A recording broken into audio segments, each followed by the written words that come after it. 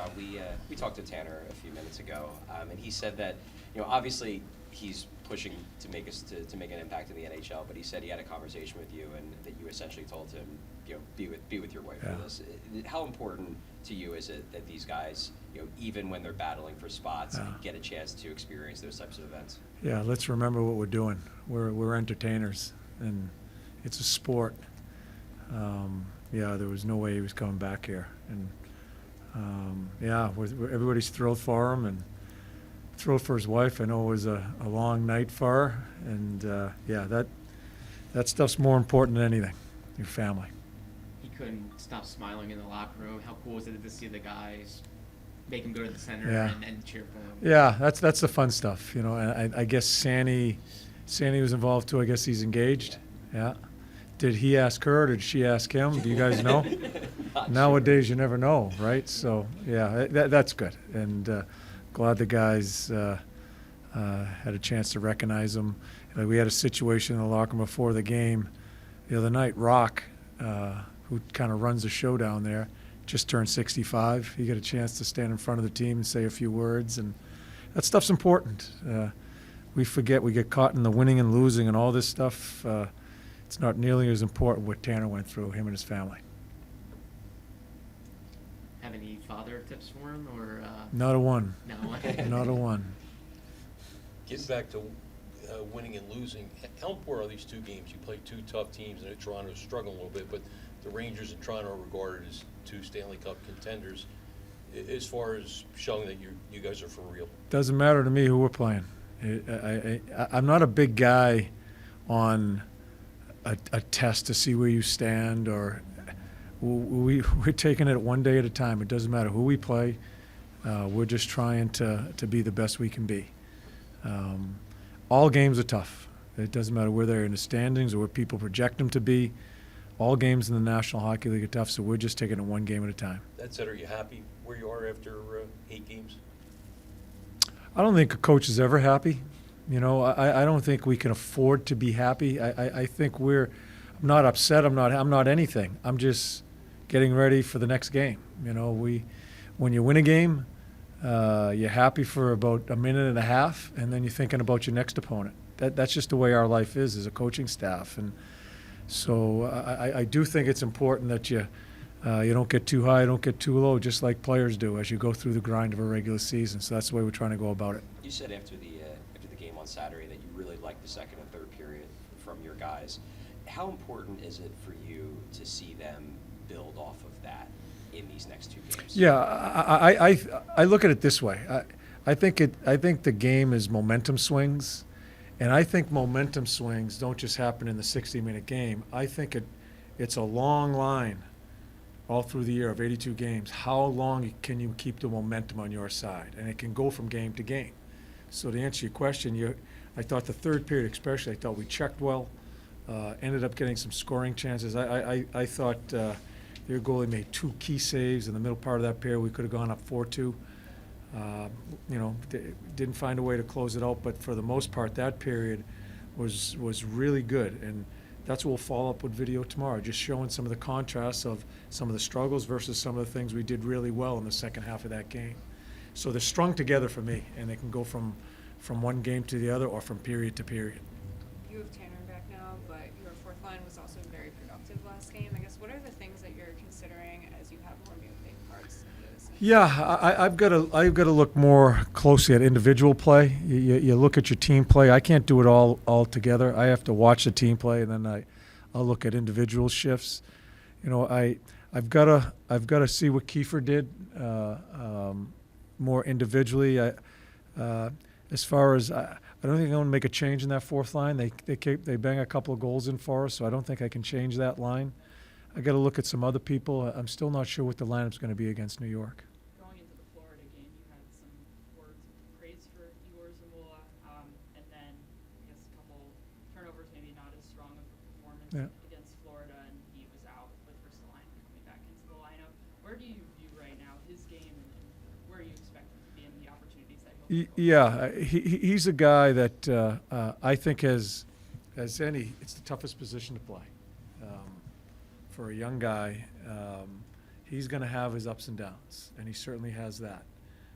But I consider him a very big piece that we need to develop as far as for the future of this team. It doesn't hurt him to sit out some games and watch. It gives us a chance to maybe even help him as far as his strength. He's still a bit of a tall drink of water and needs to grow.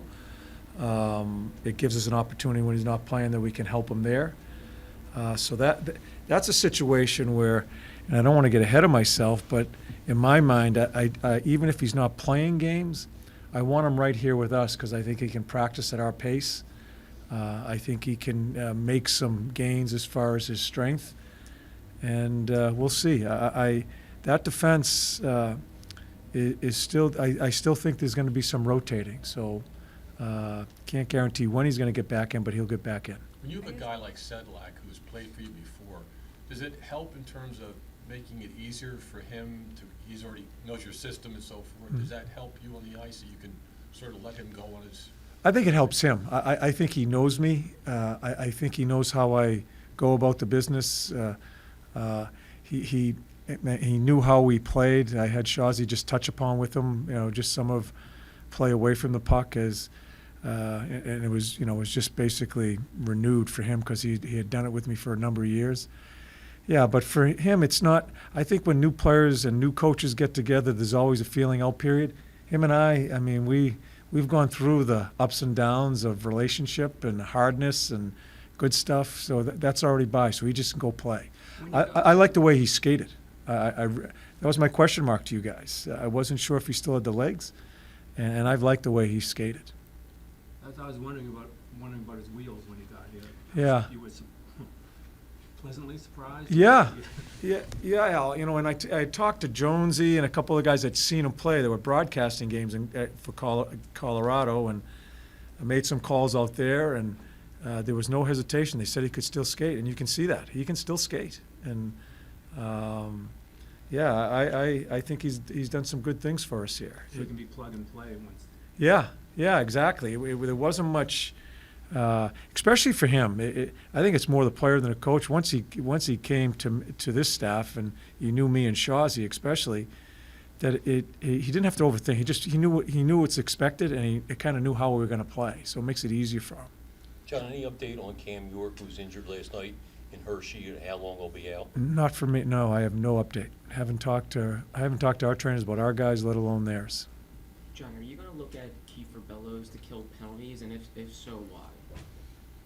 I have no idea. Okay. I'm still trying to figure out, does he fit? Where he is, who he is. I think I have other candidates that I'd probably use killing penalties.